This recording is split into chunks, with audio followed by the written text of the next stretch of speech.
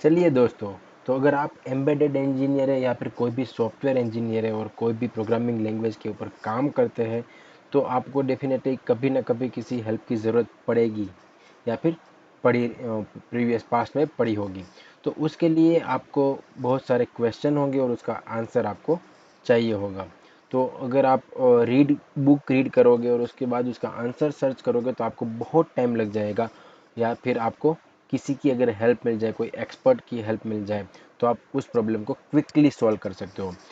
हालांकि कोई एक्सपर्ट का मिलना हालांकि बहुत डिफिकल्ट होता है। अगर उसी कंपनी में कोई एक्सपर्ट है और अगर वो फ्री है तो आप डायरेक्टली उसको कांटेक्ट करके आपका जो प्रॉब्लम है उसका सॉल्यूशन ले सकते हैं। लेकिन लेकिन हर एक केस में ऐसा पॉसिबल नहीं रहता। तो अगर वो पॉसिबल नहीं रहता तो उस केस में आपको क्या करना चाहिए? तो ये बहुत ही इंपॉर्टेंट साइट आपने बहुत बार जब सर्च कर रहे होगे तो आती होगी, स्टैक ओवरफ्लो। स्टैक ओवरफ्लो बहुत ही बड़ी और बहुत ही पॉपुलर साइट है जिसमें आपके दुनिया भर के सवालों के जवाब मिल जाते हैं। और बहुत सारी जो डेवलपर है, बहुत सारे डेवलपर सब जगह पे यही यूज़ होता है। तो बहुत ही उपयोगी और बहुत ही सही साइट है ये, अगर आपके क्वेश्चन के आंसर लेने के लिए।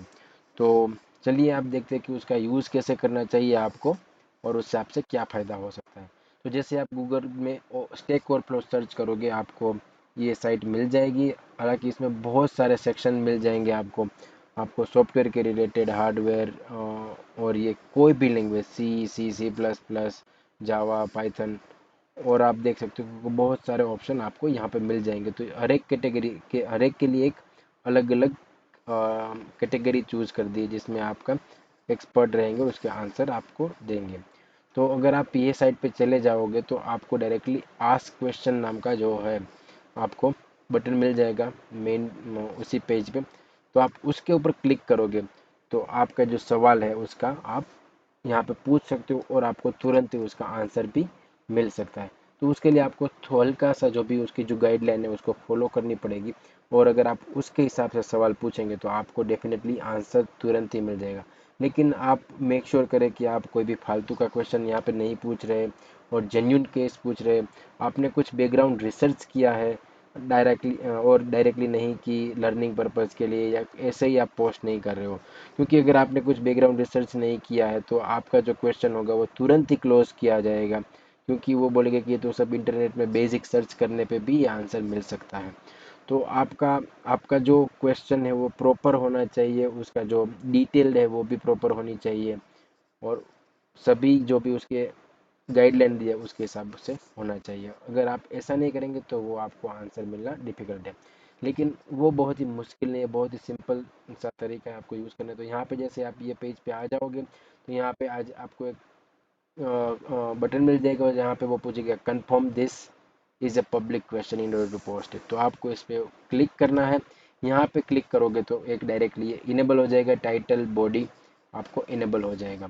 जैसे ही आप टाइटल पे क्लिक करोगे तो आपको यहाँ पे अपना जो क्वेश्चन है उसको लिखना है।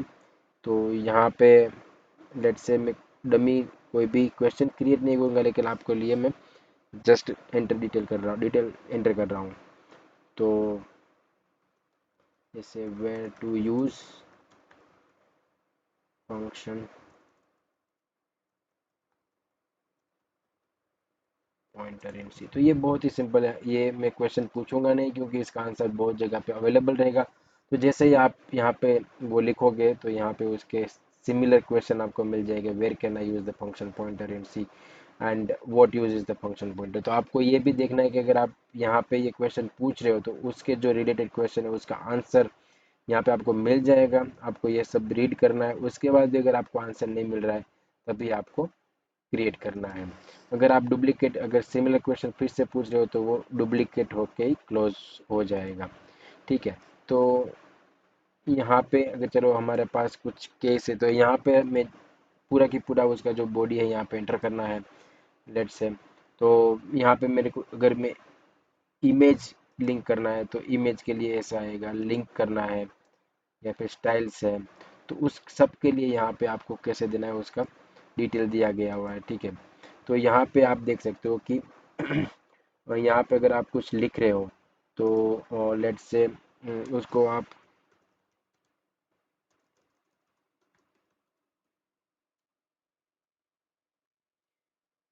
तो यहाँ पे आप उसको सिलेक्ट कर सकते हो, उसके बाद इनवर्टेड कोमा में दे सकते हो।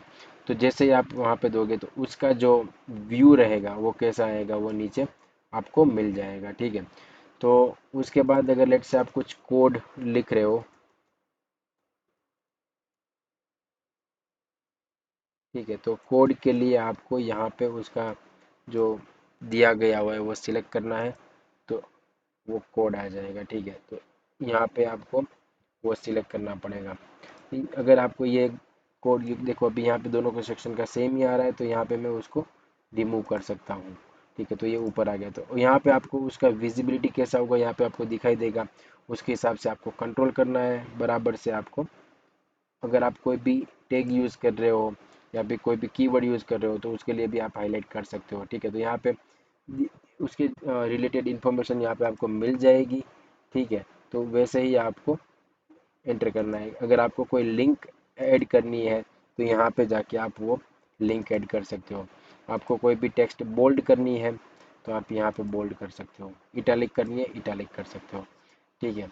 यहाँ पे आपको लेट से नंबरिंग देना है, ठीक है। लेट से कोई भी ले लो, कुछ भी मैं लिख सकता हूँ, तो मैं उसके हिसाब से यहाँ पे नंबरिंग भी दे सकता हूँ, ठीक है। तो नंबरिंग है और बहुत सारे ऑप्शन, अगर आपको अंडू और रिडू का ऑप्शन भी मिल जाएगा तो आप पूरा की पूरा डिटेल यहाँ पे एंटर करना है, प्रॉपर वे में एंटर करना है। और उसके बाद ये उसके रिलेटेड टैग्स है, जैसे कि आप प्रोग्रामिंग सी के ऊपर क्वेश्चन पूछ रहे हो, उसका मिश्रा के रिलेटेड क्वेश्चन पूछ रहे हो तो मिश्रा सब टैग्स आपको यहाँ पे मिल जाएंगे। तो आपको उस आपके जो क्वेश्चन है उसके रिलेटेड टैग है वो आपको यहाँ पे ऐड करना है, ठीक है। अरे का क्वेश्चन है तो अरे के लिए भी आपको मिल जाएगा। तो प्रॉपर टैग आपको असाइन करना है, ठीक है। और आपको डिटेल पूरा की पूरा बराबर सेट करना है। उसके बाद आपको रिव्यू योर क्वेश्चन करके आपको पोस्ट करना है। तो जैसे ही आप वो करोगे आपका जो क्वेश्चन है वो पोस्ट हो जाएगा। और अगर एक्सपर्ट उसके रिलेटेड एक्सपर्ट है आपको डायरेक्टली उसका आंसर मिल जाएगा, या फिर उसमें आपको कमेंट उसके रिलेटेड अगर कुछ को कुछ क्लैरिटी नहीं है तो वो आपको कमेंट कर से करके भी बता सकते हैं कि आपको ये डिटेल देना है, आप बताओ इसका क्लैरिटी क्या है। तो आप उसको कमेंट में या फिर क्वेश्चन में अपडेट कर सकते हो, और क्वेश्चन में अपडेट करके आपको आंसर मिल जाएगा।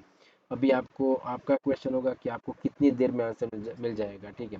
तो मेरा एक्सपीरियंस है कि अगर जब भी मैं पोस्ट करता हूँ क्वेश्चन तो उसी लेट से विद इन 2-3 आवर्स में मेरे को आंसर तो आंसर मिल जाता है, या फिर बहुत सारी क्लैरिटी मिल जाती है, ठीक है।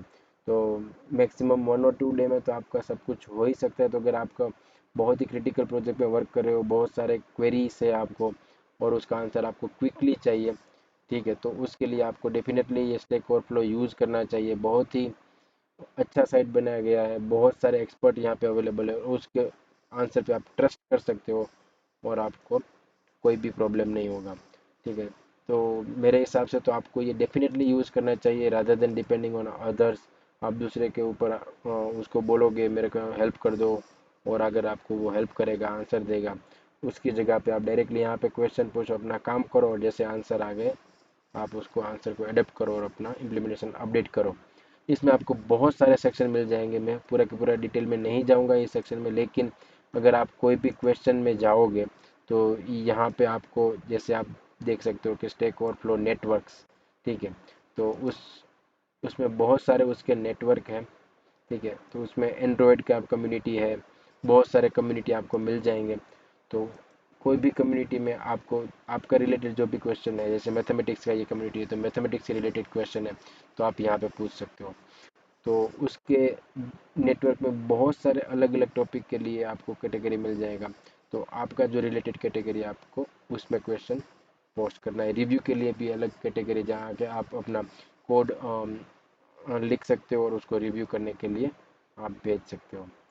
तो आज के वीडियो के लिए इतना ही। अगर आपको फिर भी कुछ क्वेश्चन है तो यहाँ पे कमेंट में लिख दीजिएगा, मैं आंसर करने का ट्राई करूँगा।